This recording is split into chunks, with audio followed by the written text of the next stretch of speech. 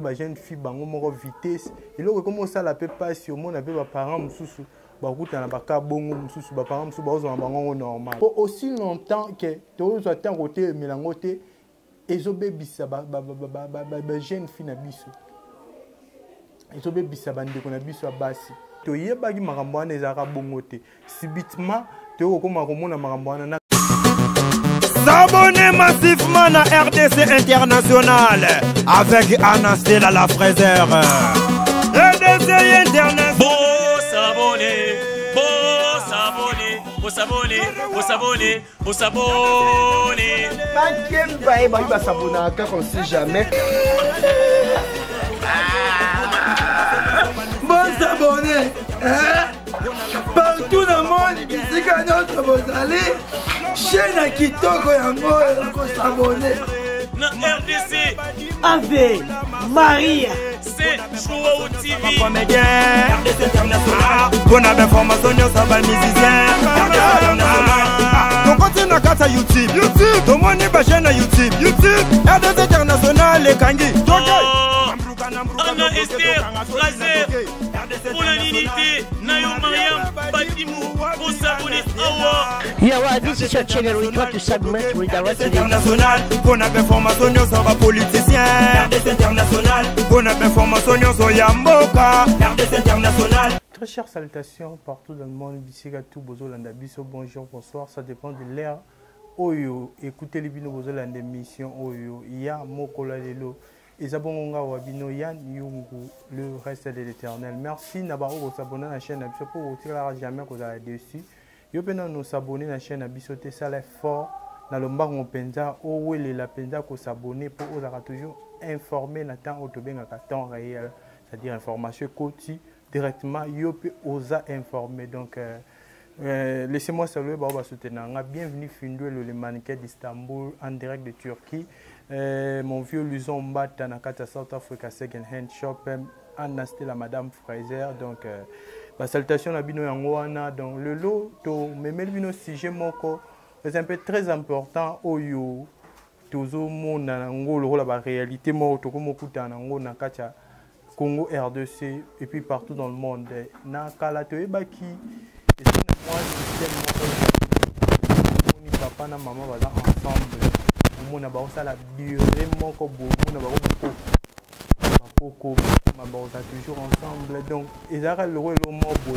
Ils ont pas si difficilement pour battre pour que bazar ensemble bakabouani. Bazar kaboy bakabouani.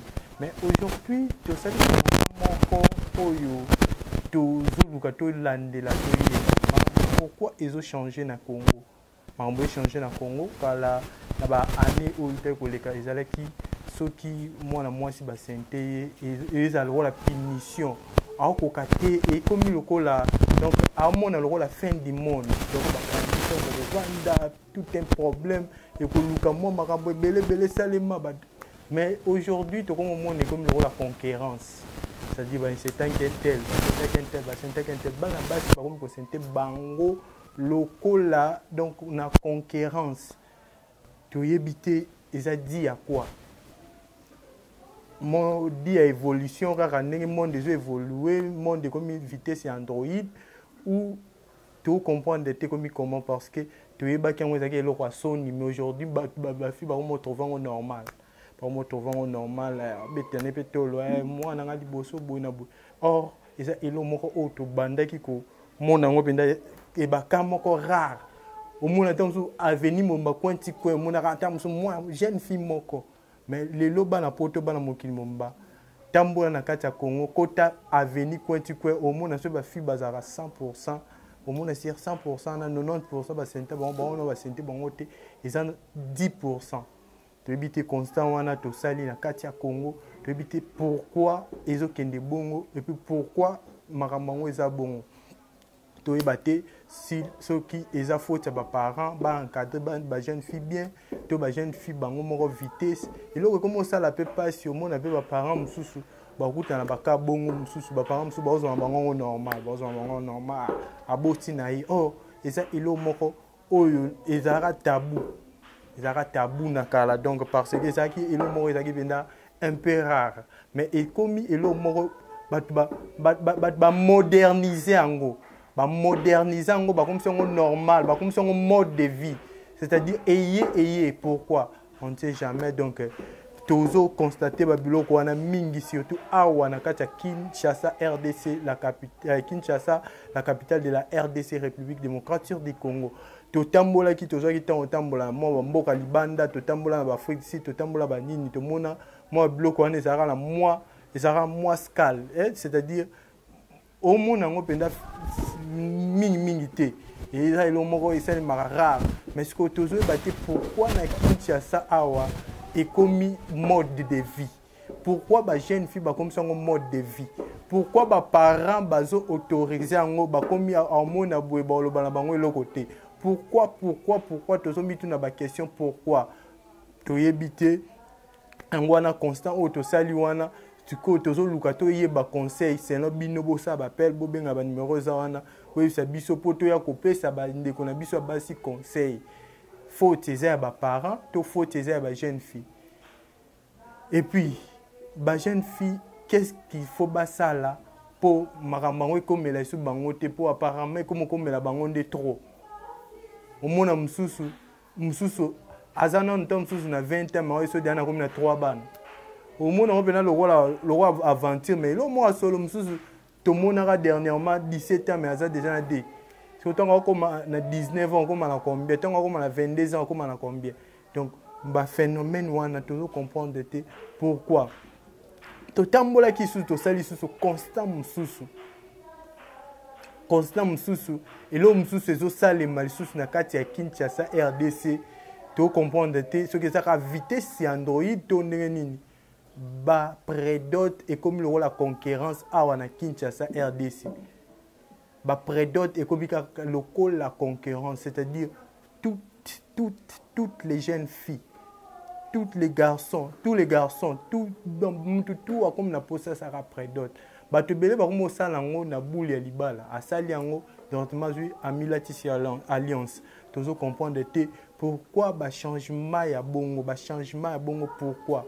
pourquoi? Parce que to yeba ki makambo wana ezaka bongo te. Subitement to koma komona makambo wana na kalezala so moni batu basali prédote.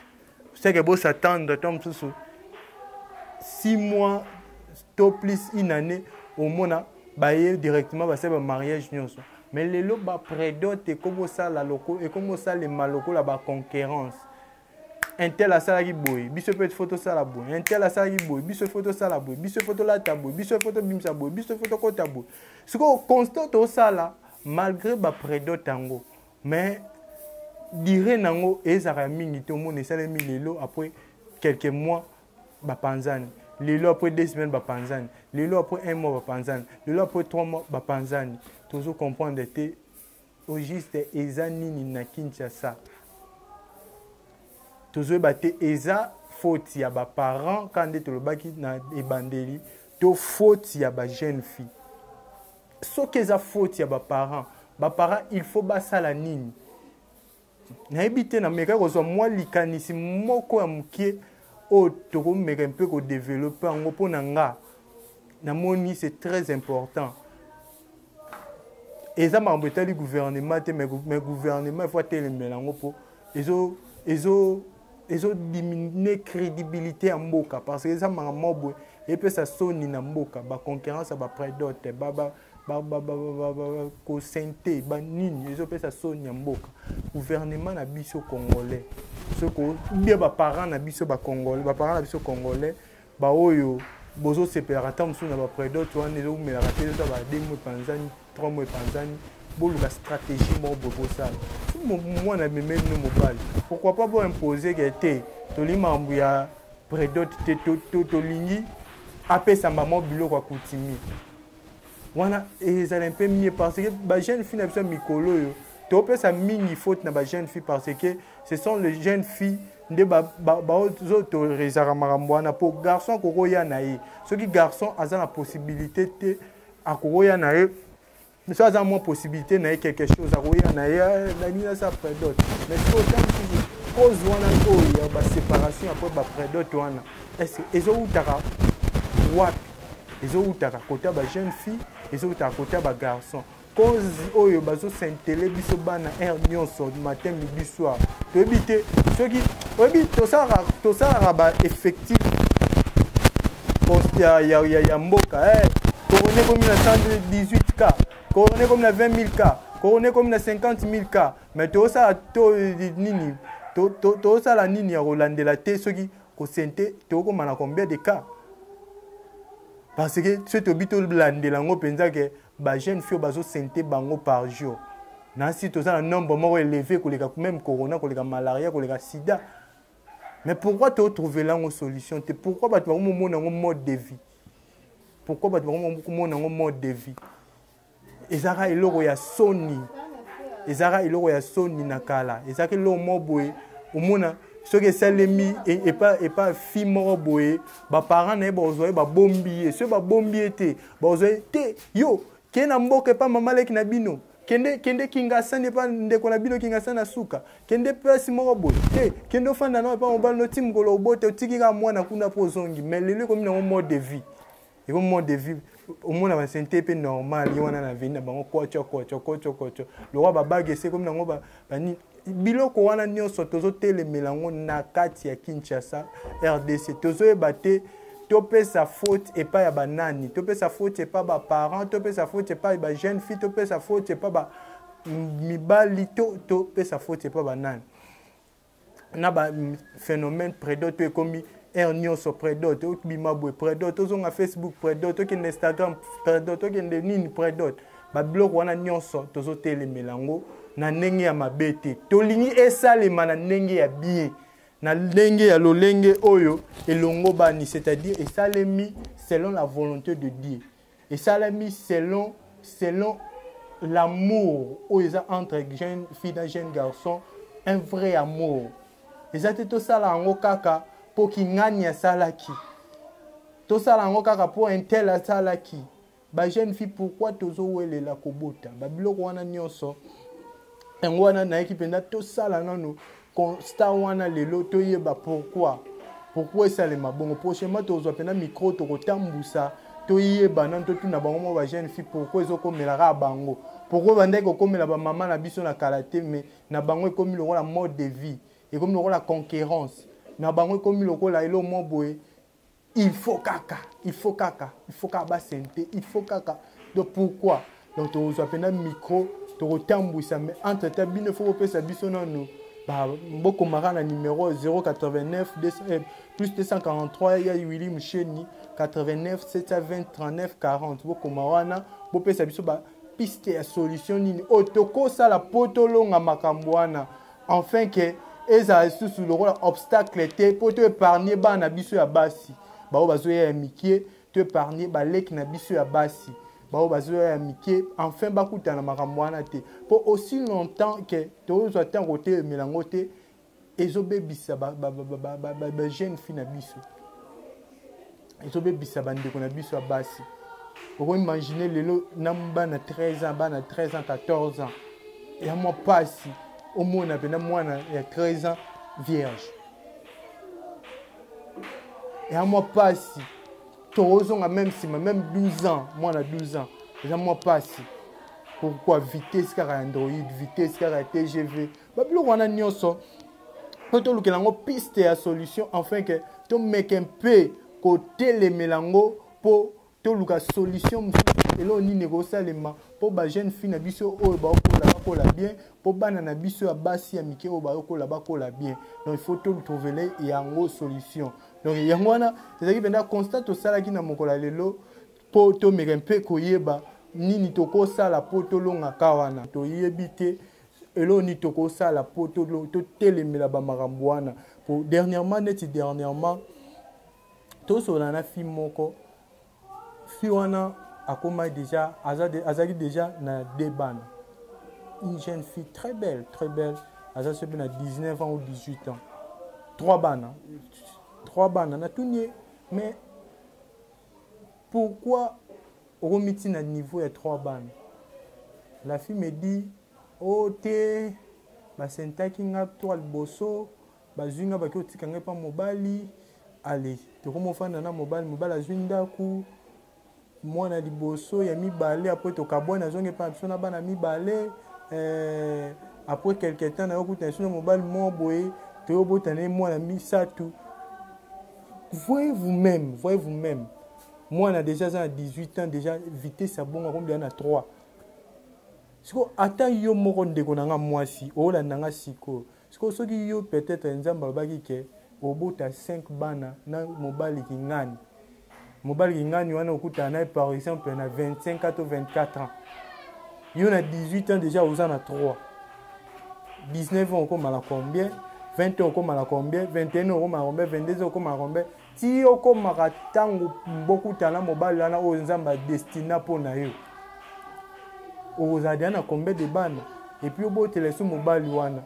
Donc mona bato ba mort réseau les rebelles parce que to conserver banto ton avis so bien que et on vous remarquer que bande ko ba jeune fille bazo mais la sous-souté au monde jeune fille plutôt ba kufi jeune fille et puis bande ko na biso ya basi sous ba comment na ba vitesse ya ba faiblesse mo boy na rompana te na Kinshasa zara na kale zara moins difficile okuta na fi boye bosolo lito pe bolingani mais po bobimana ye ezaki lo mo bande ko zoba moi bande ko zoba tamsu ba moi be ba semaine pour quelque chose difficile mais aujourd'hui bande ko na biso basi ba komaka facile ka boye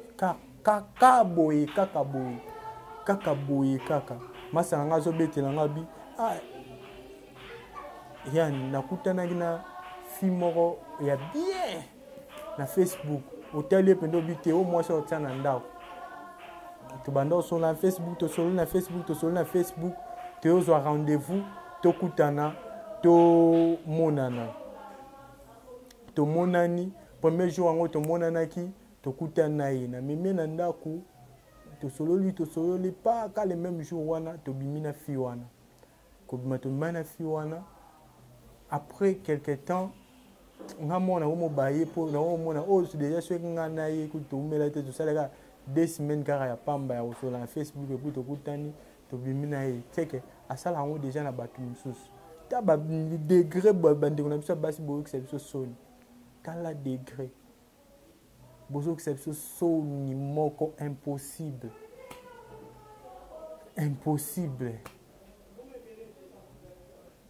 donc to bate ba comportement et outi na ba film nigérien to ba film américain to ba film to ebiti comportement na et outi wa na novelas ou comment yango wana penda bandi ko na biso ba parents botele mais ba comportement gouvernement pe si faut ko lukata moi solution mo boye mais quand on proposer biso pe solution mo boye po to ebate monde ngo ekende wapi ba hôtel ba baki plus de 18 ans mais les lego maintenant bana ba 15 à 16 ans ba ko tarango ba agent na bino à l'état ba ya pe boya ba fini ba au moins 2000 francs ba leki na bango kuzu kutu ko lobate ngo kutu ekipa elongité censé zara na mbongo na somba so pe ba somba sika so pe ba futa ba mbongo futika mbongo na direct moke bosunga biso bana oyo bazo bebisa bana oyo bazo Sainte Bano, Bazo, Memana, gauche à droite, ce sont des futurs cadres à lobby. Ce sont des filles oyo, bakozala obligé pe ya servir moka lobby. Bako comme ba député, bako comme ba servant de 10 minutes, mettons bazo baby ça venir na bango parce que canalisation ya bien zate. So bako suka wapi. Tope toko suka wapi lobby yango ya Congo kozala ndenge nini. Bosunga biso penza affaire wana to meka mpe kolonga ngo enfin pour biso pe peuple tous à la bien donc yangwana ezalaki moi constant auto salaki lelo o esa premier volume deuxième volume de to komeka mpe ko solana bande kona biso abasi to yebana nous pourquoi ezo salema pourquoi maramango et salema bongo donc merci na onyo so zaki scotch branché bo la mission oyo bo continuer toujours kolanda po bo tikala jamais aux ala desi pour te passer une information au RDC Congo. Donc, quant à moi, Yann Nyungu, merci à Abed qui est derrière la caméra, merci à Eliezer, merci à toute l'équipe de la RDC internationale. Donc, Bambo Tenabino, nous sommes partout au Hollanda. Mère Boss, Anna Stella, Madame Fraser, Bambo Tenayo. Donc, Merci quant à moi, je vous dis merci, on se revoit au prochain numéro. Bisous, bye.